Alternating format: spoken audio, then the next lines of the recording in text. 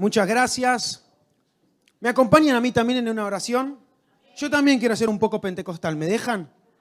Bien, amén. Señor Jesús, muchas gracias por este día. Muchas gracias por estar en este lugar. Muchas gracias por estar juntos. Señor, te amamos, te honramos, te respetamos, te bendecimos, Señor. Gracias por estar entre nosotros. Señor, dejamos este tiempo en tus manos. Rogamos, Espíritu Santo, que vos nos acompañes, que nos guíes, que nos hables, que dirijas cada cosa que hagamos y que digamos. En el precioso nombre de Jesús, amén. Gloria a Dios, gloria a Dios. Bien, ahora sí me presento. Mi nombre es Guillermo Rodríguez, soy uno de los pastores de la Iglesia Bautista del Nuevo Tiempo en Zona Sur. Vine acompañado de mi papá, el pastor Tino Rodríguez, también de la Iglesia Bautista del Nuevo Tiempo. Un aplauso, por favor. Ya no va eso de los apellidos gigantes. Pastor Tino, Pastor Rulo, Pastor Piru por allá. Está todo bien. Y vamos, apláudelo también eso. Ahí está.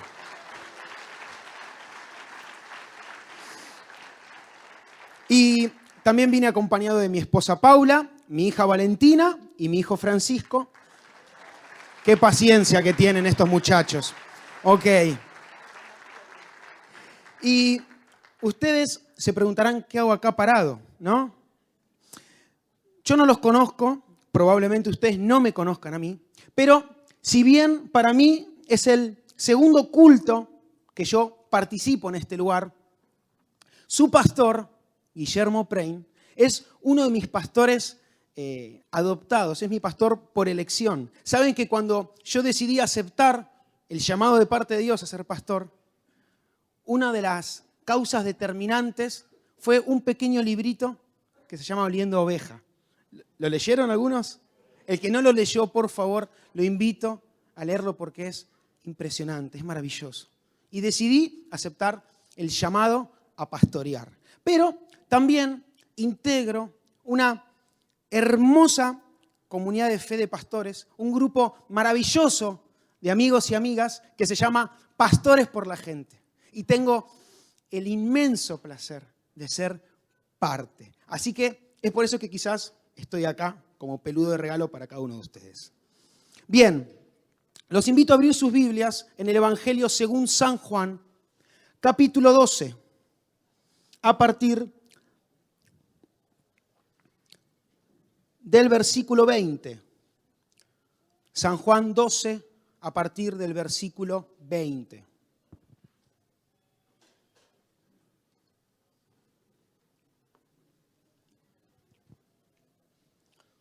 ¿Lo tienen? Dice, había ciertos griegos entre los que habían subido a adorar en la fiesta.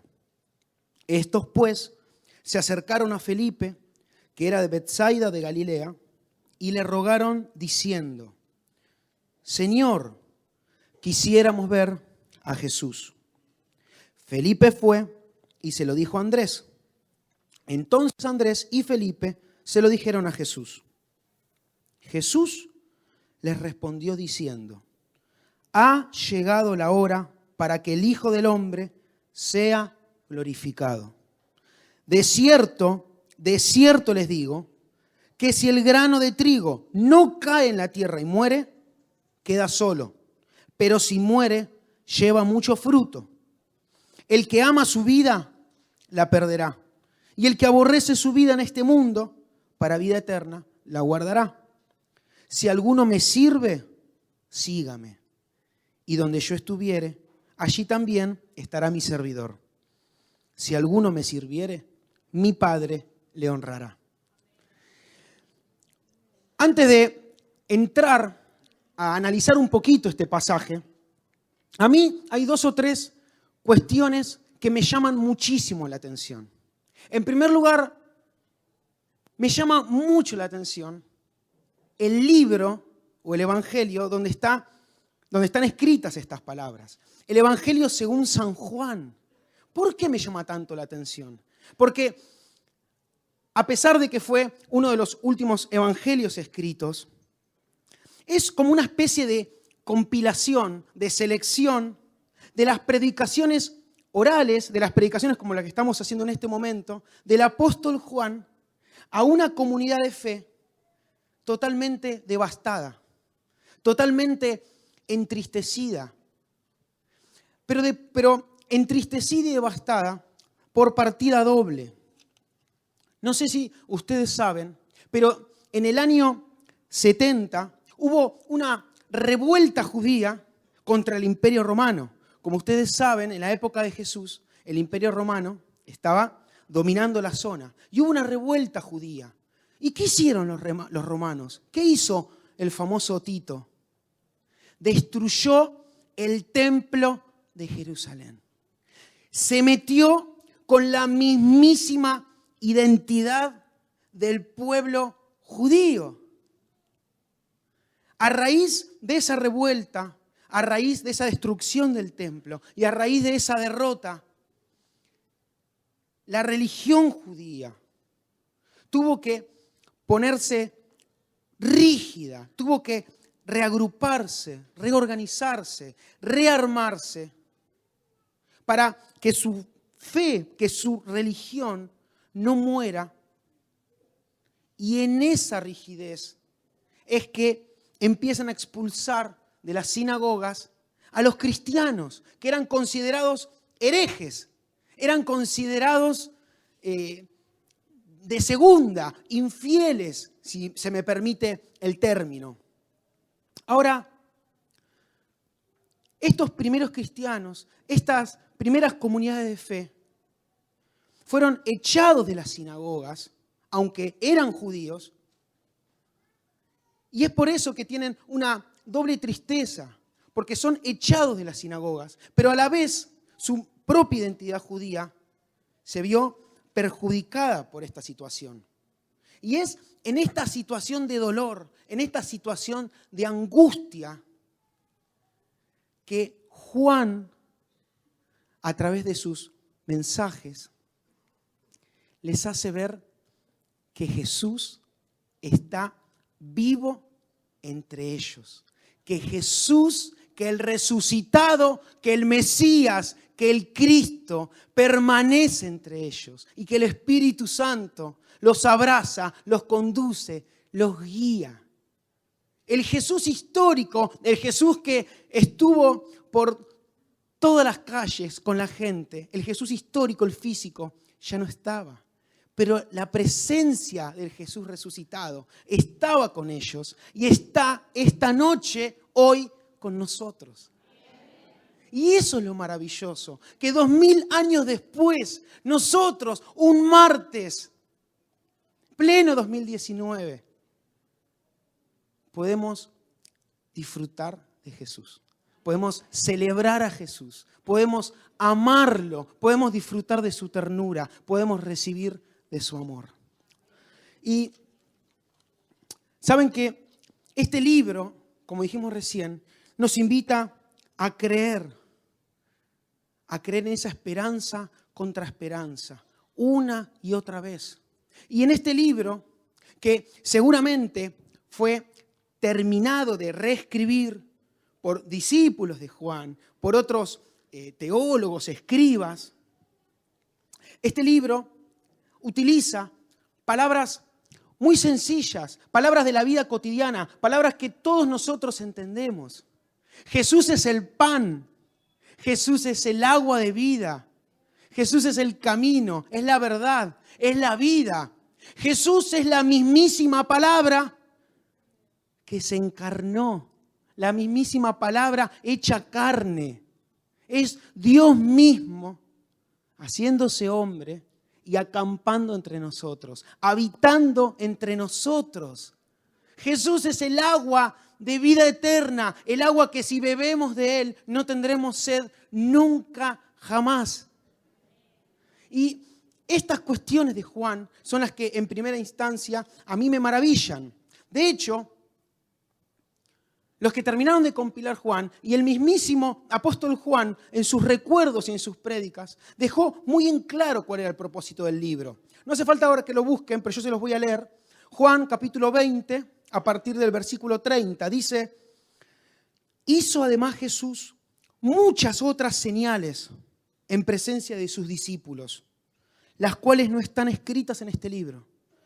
Pero estas se han escrito para que crean que Jesús es el Cristo, el Hijo de Dios, y para que creyendo tengan vida en su nombre.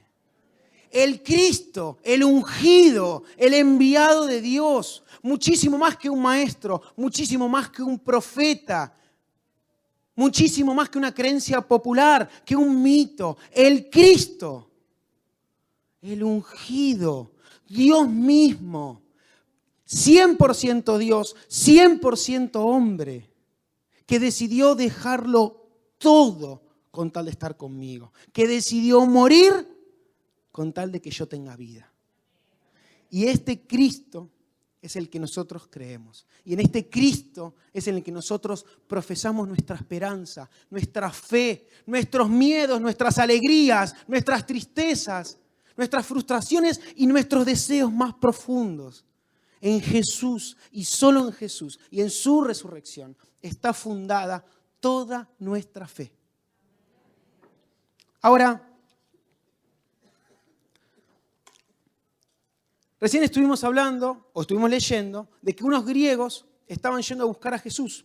Pero si ustedes chequean en sus Biblias, unos versículos más arriba, que ahora no los vamos a leer, pero los invito a leerlos en sus casas, se nos relata acerca de la entrada triunfal de Jesús a Jerusalén. Ahora, yo en este pequeño bosquejito le puse a la palabra triunfal comillas y signos de pregunta. ¿Entrada triunfal a Jerusalén? ¿Qué clase de rey entra en un burrito? Arriba de mantos en el burrito. ¿Qué clase de rey el pueblo lo viva con hojas de palmera? ¿Qué rey ustedes conocen que es recibido de esa manera? ¿En serio fue una entrada triunfal? Seguramente algún escriba posteriormente le puso entrada triunfal. Claro, lo que escribió, el que compiló esto, está asignado por su propia fe. Pero fue una entrada triunfal. Jesús entró en un burrito. Jesús entró y el pueblo que había oído y había vivido sus señales, sus milagros, gritaba: ¡Hosana!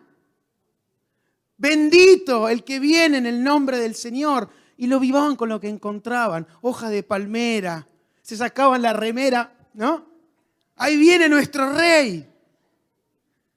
Y de alguna manera, cuando vos lees los evangelios,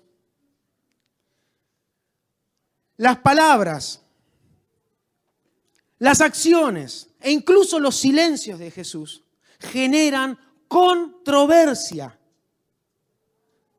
Siempre. En Jesús no hay forma de quedarse al margen, no hay forma de quedarse viéndolo de lejos. O lo amás o lo detestás.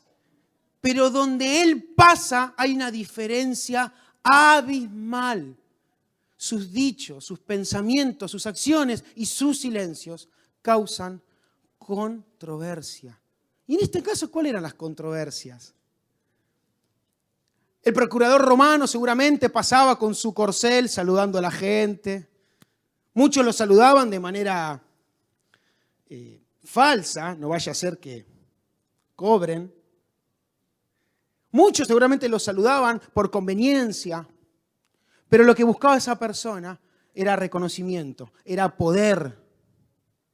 Y Jesús, con este sencillo acto, está mostrando lo que en otra porción de las Escrituras también dijo: mi reino no es de este mundo.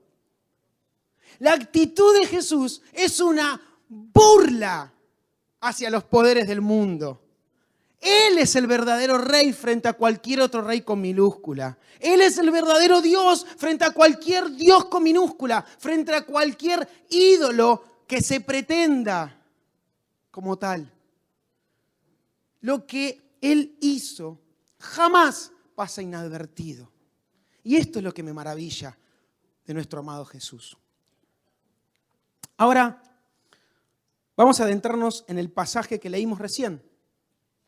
Porque dice que unos griegos buscan a Jesús.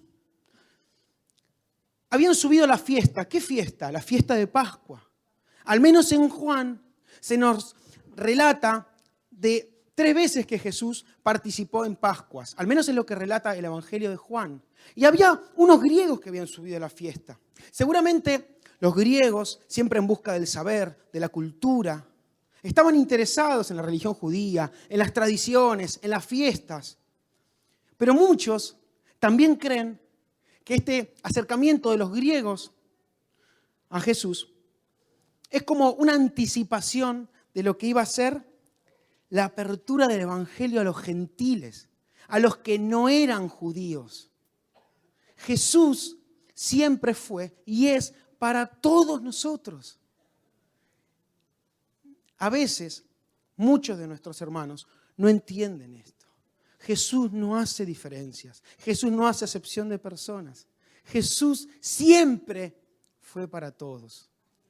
Para judíos, para gentiles. Ya no hay esclavos. No hay judíos ni griegos. Somos hijos de Dios. Ahora, estos griegos buscan a Jesús y preguntan por Él. Le preguntan a sus discípulos para poder acercarse a Jesús. Evidentemente, Jesús era conocido. Pero Jesús sorprende con una respuesta. Porque no es que se adelanta o se apura a charlar con estos griegos. Tampoco se nos relata mucho qué es lo que nos dijo, qué es lo que habló con estos griegos. Pero dice algo fundamental. Versículo 23. Jesús les respondió diciendo: ha llegado la hora para que el Hijo del Hombre sea glorificado. ¡Qué palabra! ¿Cómo ha llegado la hora? ¿Ha llegado la hora de qué? Llegó la hora de la pasión de Jesús, de su muerte, de su crucifixión, su muerte y su victoria en la cruz. En muchos otros pasajes, a Jesús siempre lo escuchamos diciendo: aún no ha llegado mi hora. Siempre se escapaba cuando le increpaban, se escapaba si lo querían entronizar, se escapaba si lo querían apedrear, se escapaba cuando lo cercaban, desaparecía entre la multitud, se escapaba de alguna fiesta. Aún no ha llegado mi hora de volver al Padre. Pero en este momento, cuando estos griegos lo fueron a buscar, dijo: llegó mi hora. Llegó la hora de subir al Padre. Llegó la hora de voluntariamente entregarme por amor y en favor de cada uno de nosotros. Ahora, en los siguientes versículos tenemos enseñanzas tremendas para nuestras vidas. Porque en el versículo 24 Jesús dice: de cierto les digo, y lo dice de forma terminante, ¿no? Imperante, de cierto les digo, que si el grano de trigo no cae en la tierra y muere, queda solo. Pero si muere, lleva mucho fruto. Evidentemente, está hablando de su sacrificio, de su pasión. El grano que cae en tierra y muere va a llevar mucho fruto. Pero esta enseñanza se nos tiene que grabar en nuestra mente y en nuestro corazón. Porque nosotros somos también como ese grano. Si caemos en la tierra y no nos rompemos, no llevamos fruto, no florecemos, no echamos raíces profundas. Pero si nosotros, por amor a Jesús, por amor a la gente, nos entregamos, sabiendo que mejor es dar que recibir, nosotros vamos a echar raíces y vamos a florecer.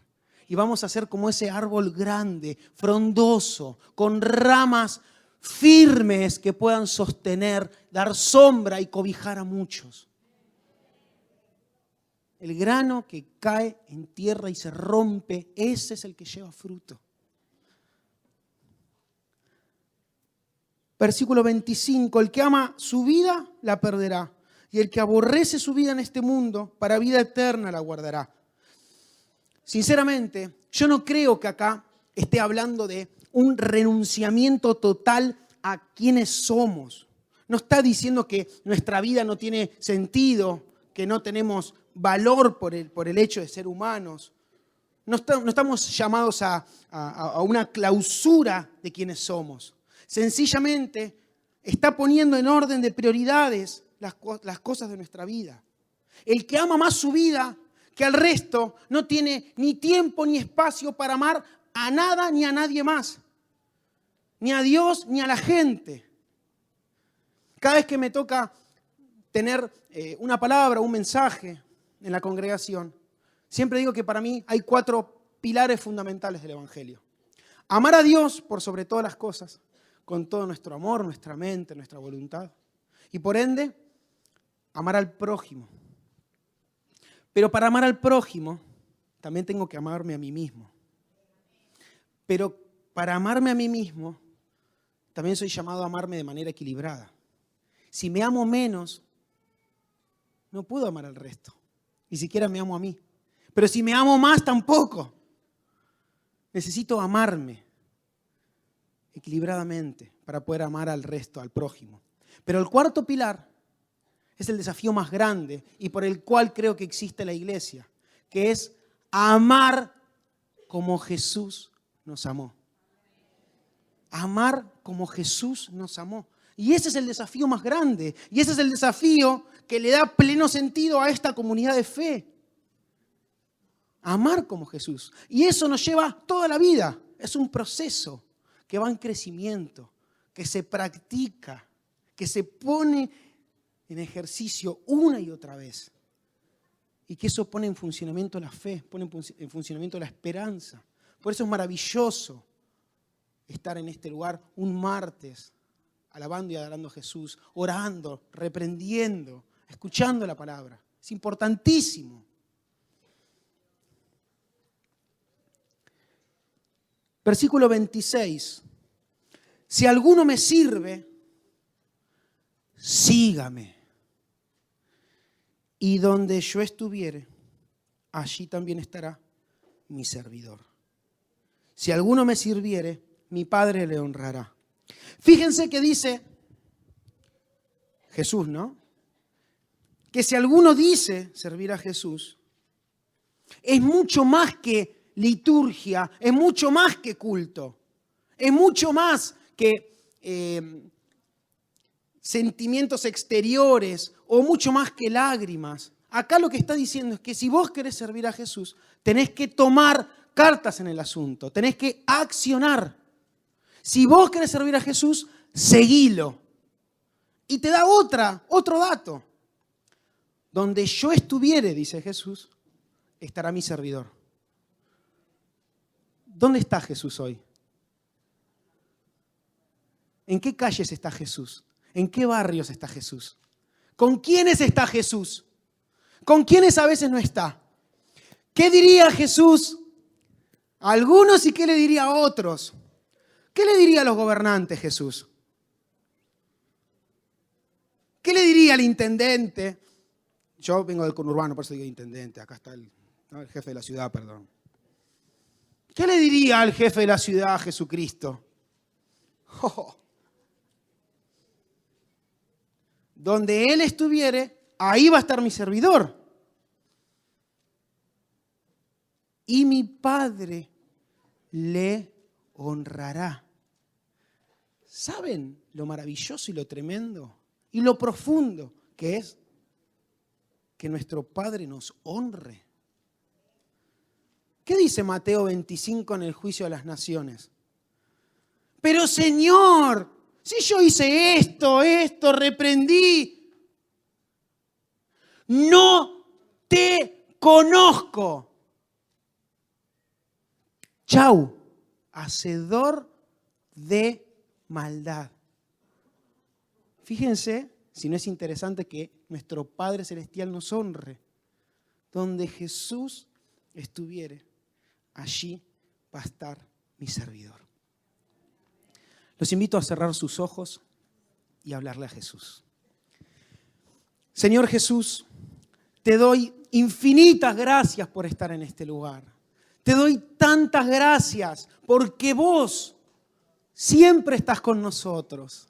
Te doy tantas gracias por mis hermanos. Te doy tantas gracias por esta comunidad de fe. Te doy tantas gracias, Señor, porque vos nos guiás, porque vos nos abrazás, porque vos llenás nuestras vidas, Señor, de sentido, de gozo, de paz, que nos mantiene a flote en medio de todas las dificultades. Gracias, Señor, porque nosotros podemos hablarte, porque podemos amarte, porque podemos estar juntos, Señor. Y papá, juntos, como esta comunidad de fe que somos, nos comprometemos, Señor, a seguirte todos los días. Señor, vos que nos llamás a una fe que es esperanza contra esperanza. Vos, Señor, que nos amás con amor eterno y profundo. Vos, que estás lleno de gracia, poder y amor. En el nombre de Jesús, ruego, Señor, que te quedes con nosotros.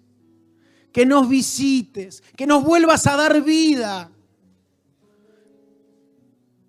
Señor, en el nombre poderoso de Jesús, queremos interceder por nuestros amigos y amigas, por nuestras familias, por nuestros hermanos que están sufriendo, por los que están padeciendo injusticia, opresión. En el nombre poderoso de Jesús, rogamos, Señor, tu liberación, rogamos tu libertad a tiempo, rogamos tu poder actuando en favor de ellos, en el nombre de Jesús. Señor, los desatamos de todo tipo de maldición y rogamos, Señor, que tu poder los abrace, que llegue a sus corazones, a sus espíritus, a sus mentes, a sus cuerpos, Señor. Señor, queremos estar donde vos estás. Queremos ocuparnos de lo que vos te ocupás. Queremos preocuparnos y queremos amar lo que vos amás. Por eso, Señor, nos comprometemos, te entregamos nuestra vida. Nos entregamos a vos sabiendo que es mejor dar que recibir. Nos entregamos a vos, Señor, y queremos rompernos, Señor, para llevar mucho, pero mucho fruto. Jesús, te amamos profundamente, profundamente. Háblale a Jesús, háblale a Jesús. Decile todo lo que brota de tu interior a Jesús. Él te escucha. Él te ama. Él tiene una respuesta para vos.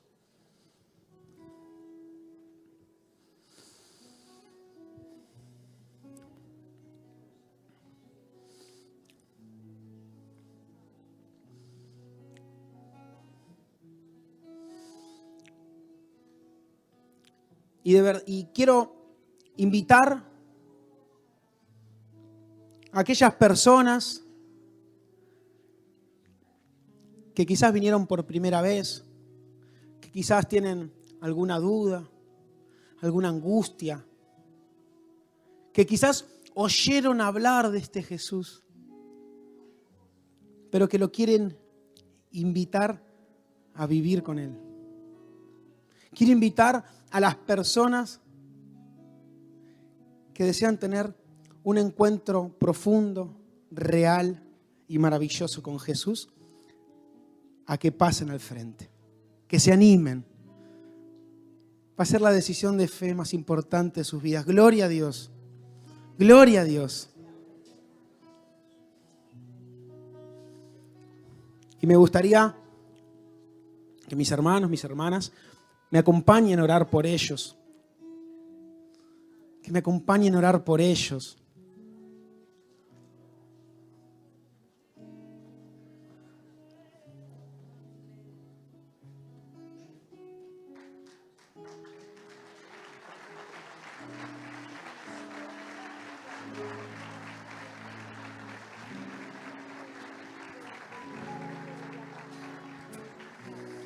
Gloria a Dios. Es la decisión más hermosa, más importante que tienen en sus vidas. Jesús es la respuesta. Jesús es la respuesta. Jesús es la respuesta a veces a tanto dolor, a tanta frustración, a tanta tristeza. Jesús es la respuesta. No puedo decirte otra cosa. Ni siquiera hace falta. En Jesús, en su compañía, en su amor, en su poder, nosotros podemos resucitar una y otra vez, porque Él resucitó. De cada una de nuestras frustraciones, de cada uno de nuestros dolores, de cada uno de nuestros fracasos, nosotros podemos resurgir, porque Él venció a todo tipo de muerte. Los invito a que me acompañen con una oración, a que repitamos una oración. Señor Jesús, gracias por tu presencia. Hoy decido recibirte en mi corazón, en mi espíritu, en mi vida, en mi familia, en mi presente y en mi futuro. Jesús, llena mi vida. Espíritu Santo, llena mi vida. Ordena mi pasado y llena de sentido toda mi vida. Te recibo y me comprometo a seguirte todos los días de mi vida hasta volver a vernos. En el nombre de Jesús. Amén y amén. Dios los bendiga.